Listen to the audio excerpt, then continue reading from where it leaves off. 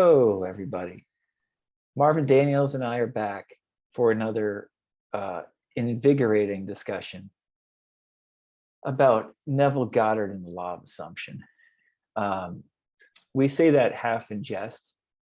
First of all, how are you, Marvin? I'm doing great, as always.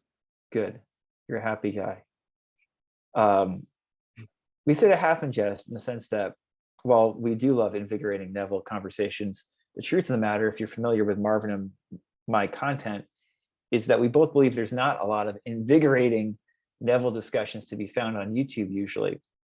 And YouTube and Instagram, and especially Reddit, Reddit more so than either YouTube or Instagram, have a very cult-like, toxic environment for discussing Neville, generally speaking. And one reason that Marv and I do YouTube videos is to talk about that, because I can only think of a handful of creators that really talk about the toxicity of the law of assumption community with any type of consistency. Handful might be generous, but Marv and I do, and we like unpacking stories and emails we get about just the negatives, because we hear so many success stories, and we totally believe in the success stories. Don't get us wrong. We believe in what Neville talks about. We believe in the success stories, but you do not hear enough about the dark side of this community, and when stuff does not go as it's supposed to, and how it can be debilitating as opposed to helpful. And so I received a very interesting comment on a video that I made a week or two ago, talking about my experiences over recently in the law of assumption community, and applying the law of assumption or law of attraction into my life, over 10 years, but specifically, the last year or so. If you're new here, we look at those terms, law of assumption and law of attraction, interchangeably. People who don't, in my opinion, that's usually a red flag that they don't know what they're talking about, because it's pretty much the same thing.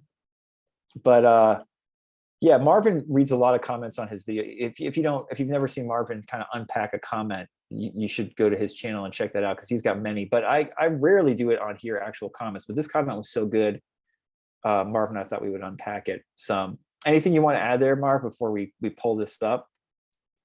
Marvin just showed me how to use share screen, so I'm very excited. No, he figured it out. Here we go. Wait, where is? All right, here we go. Share screen. Clicking on it. Oh, there it is. All right, here we go. We're going to share something with you. Yeah. All right. So here is the video. 10 years of the law of assumption have shown me we're all full of shit. If you haven't watched that video, probably worth looking at. And this is the comment. Great video. And right as I'm opening the comment section, I get to read exactly what I was expecting to read. Another guy immediately getting defensive, discarding you, saying your state of mind is shit, that you are doing something wrong, all the while being triggered to the point of writing several comments, all rehashing mindless LOA concepts. That is why I left the manifesting community so long ago. It's just fear energy all over the place. Fear of addressing any problem, thinking it would create more. Fear of having any negativity, and then developing a paranoid 24/7 surveillance of one's own thoughts, listening to subliminals night and day, binging tarot stuff, clinging to unfelt affirmations, worshiping the law of assumption as the absolute God of everything, and ultimately ruining their lives, becoming an overstressed, overdetached robot with shitty circumstances, preaching now about how they have mastered the law and spreading their holy word in this comment section to fight back against your lies.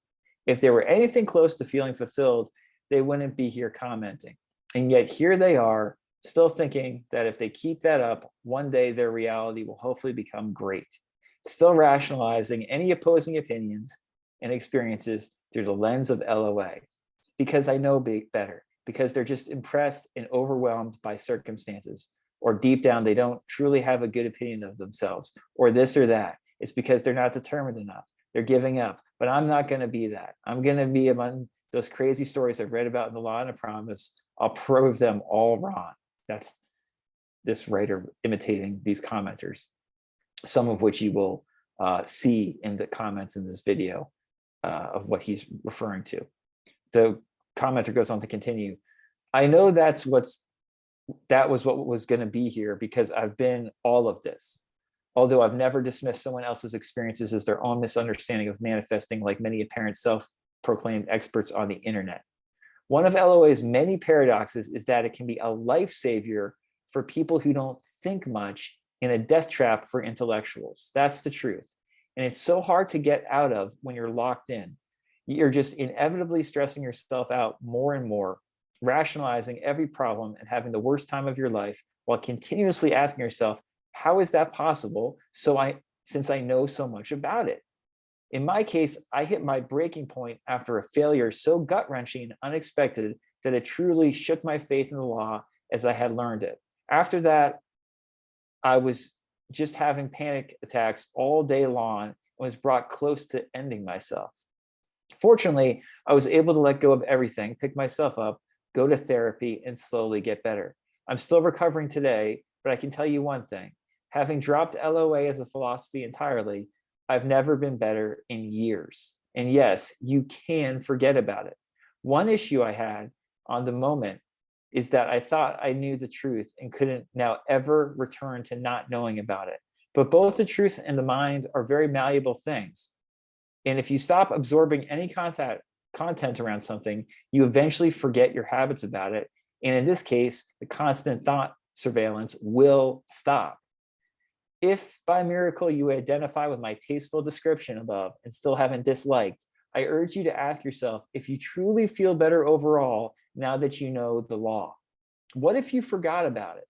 What if you took not reacting to circumstance less as a means to create better circumstances somehow in the future, but just because you want to feel safe and secure now and take life less seriously? Isn't randomness way more exciting than trying to loosely shape every aspect of your future using a brain that is completely impractical and unprepared for this purpose and will screw you over because you're human? At the end of the day, being human and not knowing shit is the entire point of this world. And it's such a better and richer experience than wasting life trying to control everything. Control isn't the point of a lot of these spiritual teachings. It's feeling okay and safe with everything. It's feeling love in everything, in every moment, unconditionally, even in death. And that's so much more rewarding than whatever you can be clinging to for years, hoping it will fulfill you once you've got it through manifesting. That was quite the rampage here. But I figured somebody might stumble upon this comment who needed to hear it. After all, it's no joke the psychological harm and damage it can cause you in the long run to saturate your brain with manifestation concepts and thought paranoia. That's why I'm wishing everyone much peace and healing. Edit typos as I'm French. Also, I want to clarify, I'm not saying LOA doesn't have value or can't improve your life. I'm talking about my personal experience and how it didn't really serve me, as well as how many people, I think, don't approach it the right way. That was that epic comment. I thought that was one of the better comments I've received on my channel ever.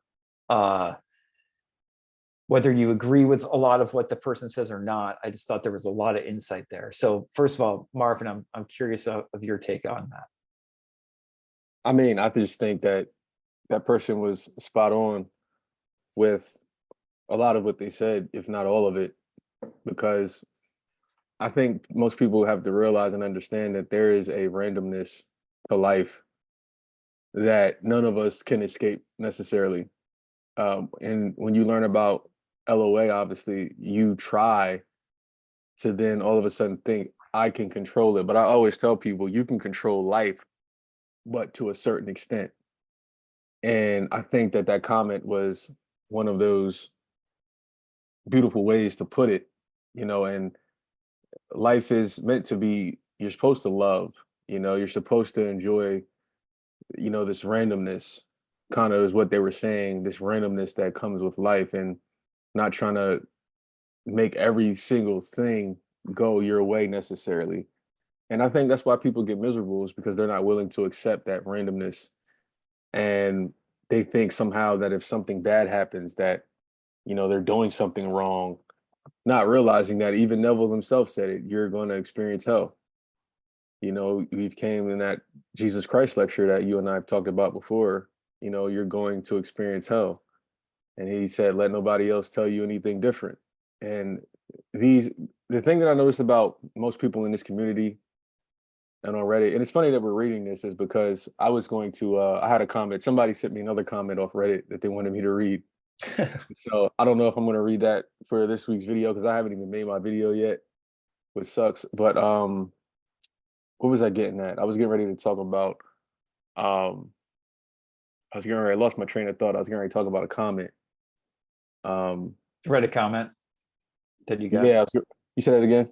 The Reddit comment that you got, that you received, what they were talking about maybe in that comment. Yeah, I don't know. I kind of lost my train of thought. It was, but I am going to make a video on that comment. I just don't know if it's going to be this video, but so many of these people are lost and they just think that, oh, if, you know, I talk about this and that and I'm going to get all of the followers, or I'm going to, you know, be the guy, everybody's going to follow me. But the thing that I notice with most people is most people, they pick and choose what they want to talk about. They pick and choose stuff that Neville says or stuff from the Bible that fits their narrative, right? And for instance, you'll hear some women, they'll say things like, "Oh, he that finds a wife finds a good thing," and they'll quote that. You know, they'll use that to their advantage, right? They'll say, "Oh, the Bible doesn't say he who finds a husband or she who finds a husband finds a good thing. It doesn't say that. It says he who finds a wife finds a good thing. Women are more important," and they'll try to use that as validation to try to say, "Oh, women are more important than men," and vice versa. You know, you can do it the other way as well. Like, and I'm just using that example because it popped in my head because I've heard that in the past, like listening to podcasts and stuff, and how these people, they'll pick and choose certain Neville Goddard quotes, or they'll pick and choose certain Bible quotes to try to push a narrative. And it's like, no, wait a second. I see what you mean, but if you're going to do that, you also got to go to the Bible or go to Neville Goddard and pick out the bad shit, because the bad shit in this community is for some reason, like you like to use the term, Tim, spiritual bypassing.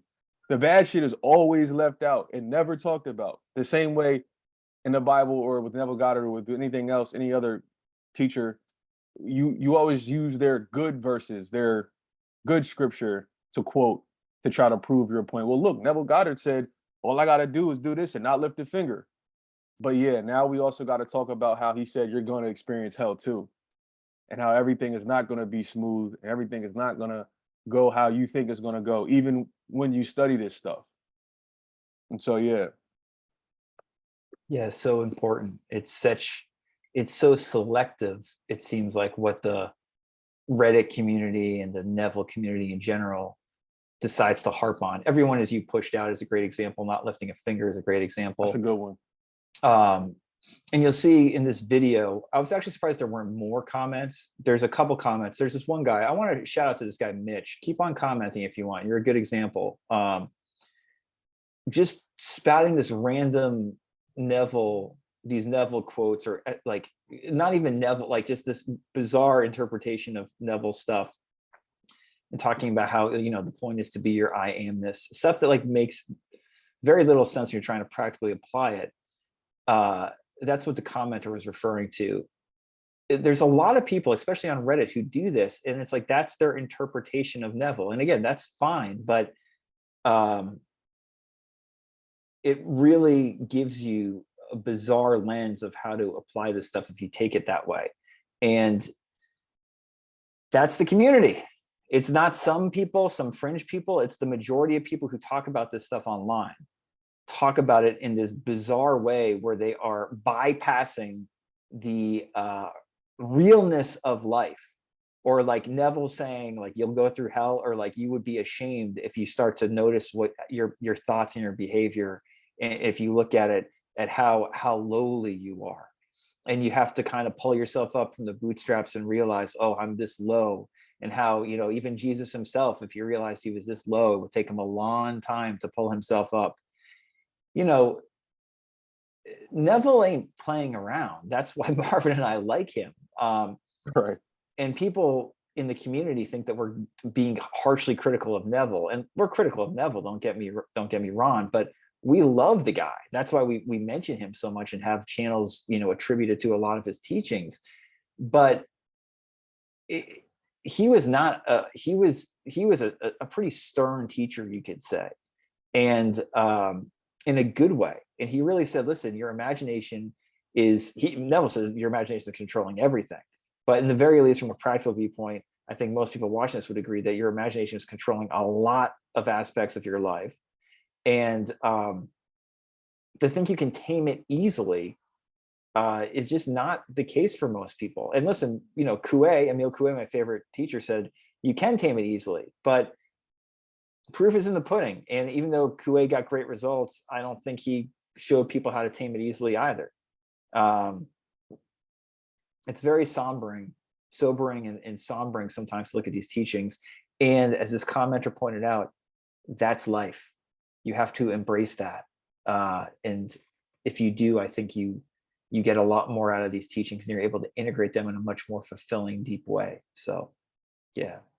And it's funny because people say your imagination creates reality. But you know what they don't talk about? Your imagination creates reality to me is because you act out naturally whatever you imagine. And that's what people don't talk about. So let's dive a little bit deeper into this. Your imagination creates reality. That can mean I can sit here and say and then manifest some shit without lifting a finger, right? But what imagination creates reality to me for most of us, and what people probably really mean with that, is I imagine my specific person is on Instagram liking other pictures.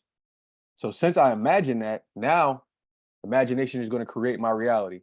Now my reality is in the 3D. I need to pick up my phone and go look to see what he's doing.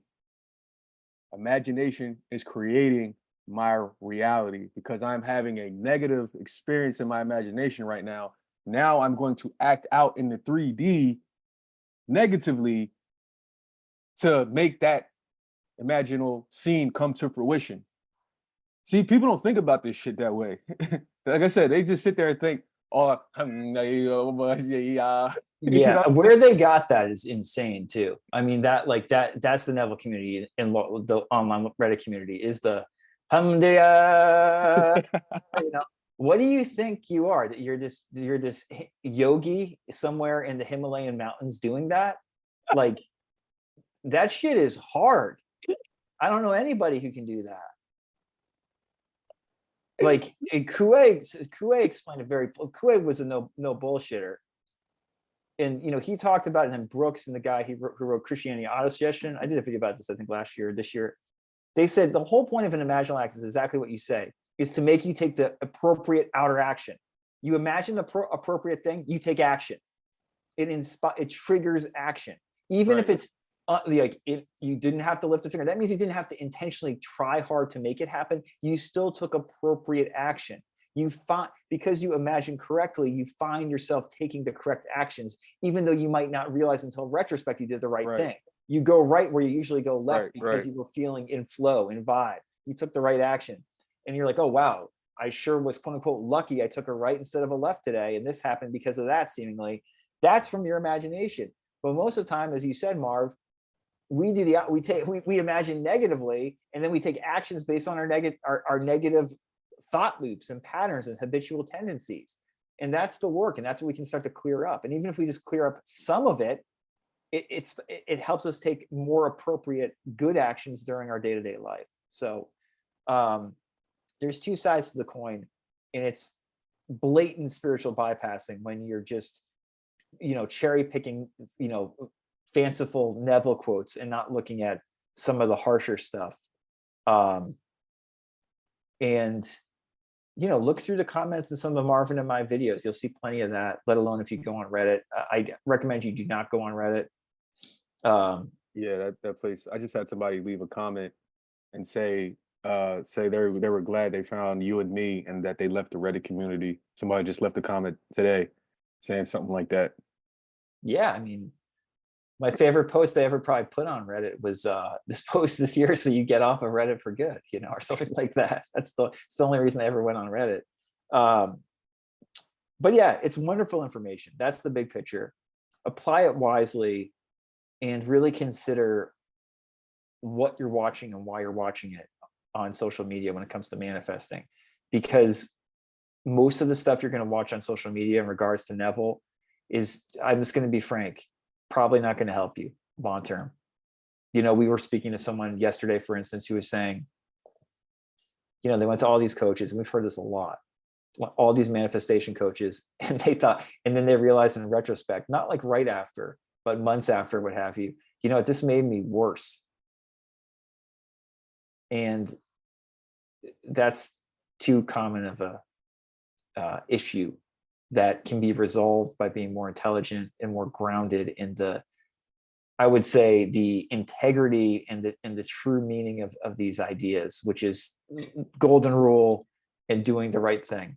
Doing the right thing, guys, is usually not as hard as people make it sound online. So that's something to remember. And that commenter, I think that this comment was a good reminder of that. So, and that's the exciting part of life, is getting up every day and not knowing what's going to happen, in a weird way. It's like, if you knew it was going to happen, it wouldn't be as exciting. Life wouldn't be as fulfilling. Like, if you and I knew necessarily the day that, I don't know, we were going to blow up on YouTube or, whatever, like, part of the excitement is the not knowing, right? The part of the excitement is, oh shit, this shit happened out of nowhere. That's part of the excitement. So it's a gift and a curse not knowing. The randomness of life, to me, is a gift and a curse. That it's like Tim and I always talk about before, that gray area, to embrace, that gray area, and understand that there is yin and yang to everything. That's the whole point of life, is to have this dichotomy, this duality, and understand that no matter what you do, there's going to be good, and there most likely potentially is going to be bad, but it's how you react to that bad. It's how you react to your imaginal scene. Kind of like how we said earlier, kind of like how I mentioned, people say the good comes with the bad. Like the verse that I said, oh, the Bible says that he who finds a wife finds a good thing. But on the other side, the dichotomy or the duality also says it's better for a man to live on the corner of a roof than to live in a house with a quarrelsome woman. That's also in the Bible. But see, people don't like bringing that part up, right. But they bring up the first part. You see what I'm saying? It's a less popular passage, that other one. Exactly. And so, go ahead. No, I was just going to say, I do continue on. I'm going to pull up the comment one more time, but yeah, continue on. But that just shows you that there's verses from Neville or the Bible or whatever book you're reading. There's verses that go both ways, and stop trying to take these verses and trying to specifically stick it to fit your narrative, because that's not how this stuff works. And that's what most people try to do, is they try to say, look, see, Neville said this, and they point out all the good shit Neville said, but they don't want to talk about all the bad shit, because they don't want their followers or the people that they're working with to get discouraged and think, oh man, this isn't going to work the way I thought it was. Right. This isn't going to be as easy as a 3-week manifestation, like, and that's what Tim and I do. We give you guys, I mean, for lack of a better term, in the beginning, the shit that we give you is going to taste like nasty ass baby food. It's bitter medicine a lot of the time. But yeah, the people who end up working with us are ready for it. I mean, most people who follow our content, who are still watching this video, they're ready for it. But people who are genuinely into these ideas, or you could say, spiritually mature, that's a stupid term, but like, they're ready for this. This is like, oh yeah, because this is like what Neville was talking about. I remember I did want to mention this again, because I think it's an important point. It will help some people. This commenter said one issue that they had is they thought, since they now knew about the law of assumption, they can never return to not knowing about it. And it freaked them out. But they then said something I thought this was very interesting. both the truth and the mind are very malleable things. And if you stop absorbing any content around something, you will eventually forget your habits about it. And in this case, the constant thought surveillance will stop. That's a very important point, I feel like. Yeah, but it's also underplayed. The law is not the law the way many people think, is what I think that means. There's more to it. And so Yeah, the surveillance. It's you when you learn about this stuff, you start to become obsessive with monitoring everything you say, do, feel, and that's not the way it's intended to be. it just doesn't work for most people, not to say it can't work for some people, but it's again, read some of the comments in this video, and it's like people talking about doing that. Like you have to watch every thought as if that's actually possible or even remotely possible. And it's of course not. Yeah. But and also too, real quick, understand that anomalies don't make the rule. So we got to say that, because too many Great people in this point. community as well, the exceptions do not make the rule. This is, for instance, people say, "Oh, I saw such and such smoked cigarettes until they were 117, and they drank wine and da da da da, and they didn't die till they were 120," which is a real story, by the way. This lady I read about however many years back. She did smoke until she was 117, and then she died at like 120 or some shit. And they were saying, well, maybe she died because she stopped smoking. But Right. you know what I'm saying? And so these types of stories are anomalies. Do not listen to these stories and think, oh, I can get away with it because they got away with it. No, most likely you are not going to get away with living a life of not taking care of yourself and doing all this other crazy stuff just because you heard. Because I see that in the comments all the time. People will share their stories and say, oh yeah, look at, well, this happened to me and that happened to me and yada yada yada. Those anomalies and exceptions do not make the rule. The rule is whatever is happening to the majority. And frankly, all you have to do is look at the state of the world to see who's in the majority. Most 97% of us, if not 99% of us, we are all in the majority. We are not in the minority in the world. And this is pretty much in any area of life you want to talk about. Like, most of us are in the majority. So when you hear about these exceptions, it's nice to get inspired and think, yeah, that's going to be me. I hope it is you. Tim hopes it's you. We want to be in that. We're on our way to being in that. You know what I mean? We're already in that, because most people aren't working for themselves like Tim and I, so we're very well in that path already and have been for years now. And so understand that it's good to get excited and hype about these, but most people just, quite frankly, don't have the consistency. Most people, quite frankly, are being lied to by the sensationalism of this stuff. And to me, this is important. This is why it's important to actually have a coach, to be frank, that actually knows what they're doing. Because most people in life, I realized, like, you got to think about it. Think about children. If children didn't have adults, think about how wild kids would be if they didn't have anybody telling them what to do. Most of us, in my opinion, we need somebody holding our hands to a certain extent and kind of telling us what to do on a weekly basis or a monthly basis, or checking in. This is why athletes have coaches. This is why people in business have coaches. Your biggest business people have coaches. Your biggest celebrities, your biggest athletes that are millionaires, that are billionaires, they still have coaches that they check in with. Because a lot of times it's hard to walk this path on your own and to see your own mistakes and to keep yourself accountable. It's very hard to be disciplined by yourself. So That's a great point. And I have, I don't know if you saw this comment. So everything Marvin just said, I agree with, and it's hugely important. Let me show you this comment on the same video. It's a real good one. I'm going back to share screen, Marv. So excited about the share screen. Now, here's the Neville community take on it. Here's a comment from the same video. Because in the video, I talk about how I spent $10,000 for coaching with some money mindset coaches that were excellent. This comment says, I've come back after several days because I just have to say this. Paying $10,000 for any kind of quote unquote coaching is madness. You will never have to pay money for any wisdom you need to hear, ever, ever, never, ever. Keep that in mind. And I just responded, strongly disagree. People pay 10 times that for a year of college and get a fraction of value compared to what a good coach provides, like what Marvin just was talking about. Professionals hire coaches all the time, like Marvin was just talking about. They recognize time is money, and if a coach can speed up the process for you, it's often well worthwhile. When you want to make progress in the 3D, you sometimes can't afford to be cheap. And then they wrote something that I didn't even really understand. But whatever. I mean, that's in my opinion, a perfect summation of the Neville community. I wanted to read that. What's that? Here, let me, the response to my comment. He said, oh yeah, right.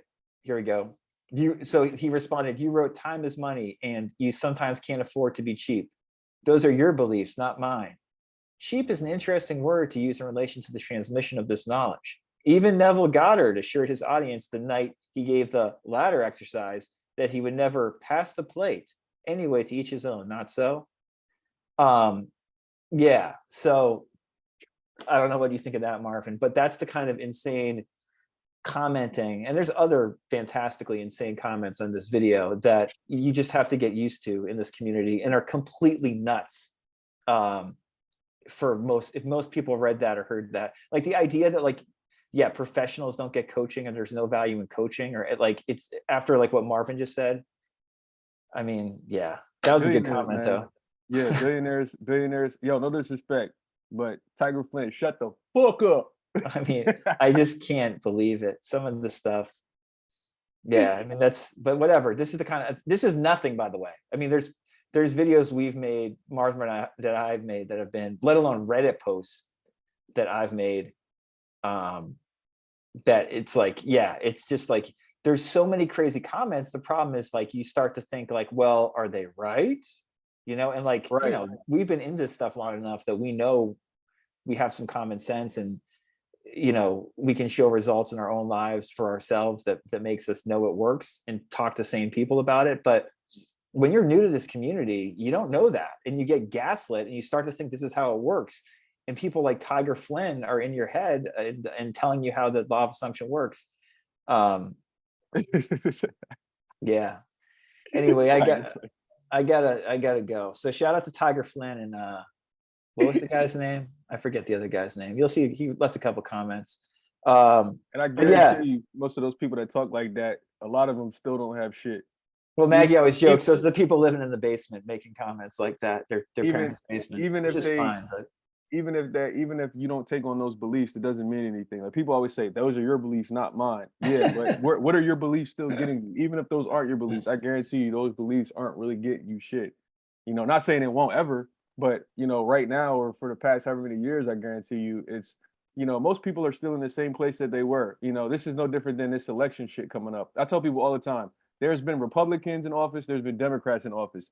9 times out of 10, your life has not changed based on it being a Republican in office or a Democrat in office. So that tells you that you have the responsibility to change your life, not who's in office, but you. So yeah, vote for yourself is what it comes down to. Well, and that's, again, there's nuance to that as well. Obviously policy matters and stuff like that. That's a different discussion for another day. But the point is, more than the external factors that we hear about, because our lives usually are somewhat the same externally, no matter what. It's the decisions we make, the votes we make day after day, the affirmations we make, the true affirmations that we make, that we really naturally suggest to ourselves, that shape our lives more than these other external forces. So Marv, thank you. I hope that you guys got something out of this rambling video. It was a good one. Hopefully it shed some light on why you have to be very wary of the law of assumption community and use common sense as more of a benchmark than some of these, you know, wild teachings we see on YouTube. Until next time, everybody. See ya.